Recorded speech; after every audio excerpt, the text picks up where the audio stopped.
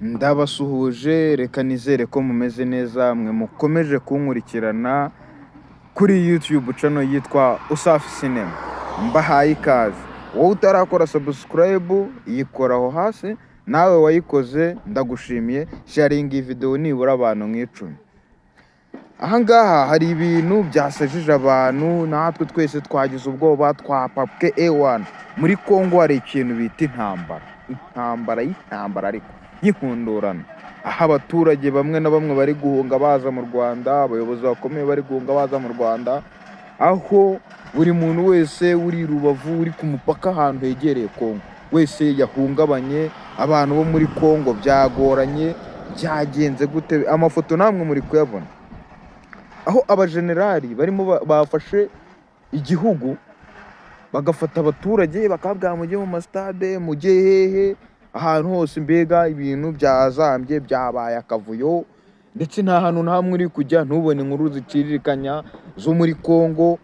Ibintu byagoranye pe, kuri bwa buryo abaturage nabo bari kugira ubwoba, bari kuvuga ati iyi leta yacu yigize utera tubangamiye kabisa, ku buryo bari kwitwaza n'u Rwanda. Ahubwo najyaga numva bavuga ngo M23 ni abanyarwanda, ahubwo abaturage ndi kubona ari kuza bahungira mu Rwanda. Hari inkuru mu kanya nabonye kuri RBA, niyo mpamvu nyishyize ahangaha, ngiye kuyibereka murebe ukuntu impunzi z'abantu bo mu Rwanda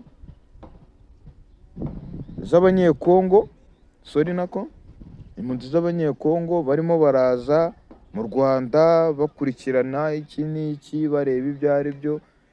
Mubakire neza, mubahe ubuhungiro, biriya nta muntu bitabaho, nta n'igihugu bitabaho, ahubwo bagomba kwitwara neza, bakareba ibyo ari byo, ukumva iki n'iki, ku buryo natwe tuvuga tuti mukomeze mubarwaneho kabisa, barabikeneye.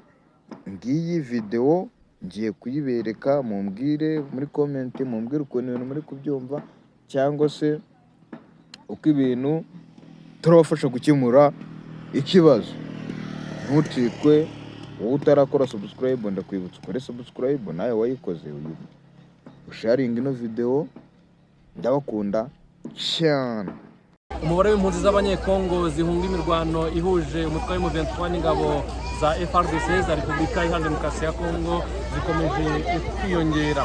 Izirimo ziragenda zizanwa mu modoka, yaba izabisi ndetse n'imodoka za Tata, ariko hari abandi bandi benshi bakiri mu nzira iva mu mujyi wa Gisenyi iza muri inkambi mu birometero 5. Izi mpunzi iyo uzibonye usanga nta bikomere zifite nubwo zivuye ahantu hari imirwano, gusa bamwe muri bo urabona bafite ihungabana cyane cyane rishingiye ku masasu barimo bumva n'amabombe ari mu mujyi wa Goma.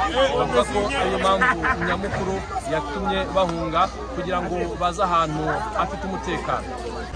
Tunatokea Goma, kule ni hatari kabisa.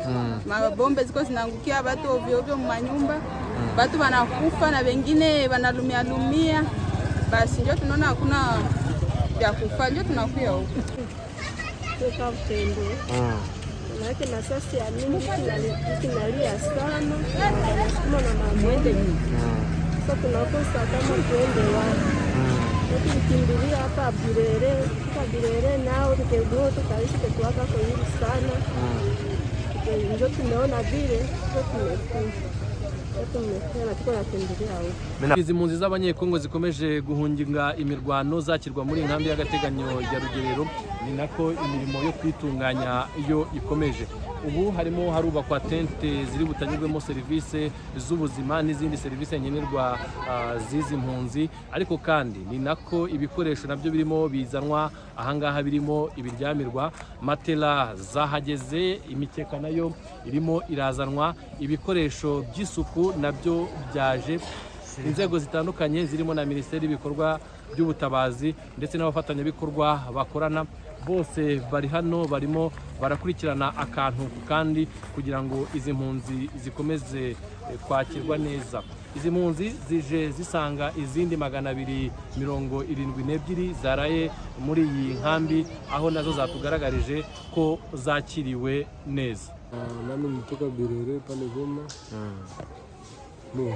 tulikimbia tuko ba mingi paske tulikuwa mkavyo me kwenye tulifika pale chini kwa pokelea wengine na sisi tukaingia mule wakitu magari wakituleta hapa mkambi wakitupokea tupata majina na mabiskuti ile ilikuwa anatanda me para pre biskuti tulikula bia tukana sai maibu siku tunakunywa bui tunangoja tuone kama tutapata na ya mchana me hakuna problem kabisa. Bon, mimi ni chance mkaji mwenye mimi natoka Goma, mimi nakimbia nilikimbilia Rwanda, Rwanda ikanipokea kabisa mzuri, niko hapa mkambi na niko mutante hapa munyumba kwenye walitukaribishia kwenye tulifika na wenzetu, tuko mzuri, tunashukuru Mungu kwanza, tuko salama. Nk'uko byari bimeze ku munsi w'ejo, izi mpunzi zirimo ziza ziganjemo abagore n'abana ndetse hagaragayemo n'urubyiruko, ubu rukaba rurimo rwidagadura rukina umupira. Abaje bahunga n'ubundi baje bitwaje ibikoresho by'ibanze birimo imyenda yo kwambara ndetse n'ibikoresho byabafasha kunoza isuku.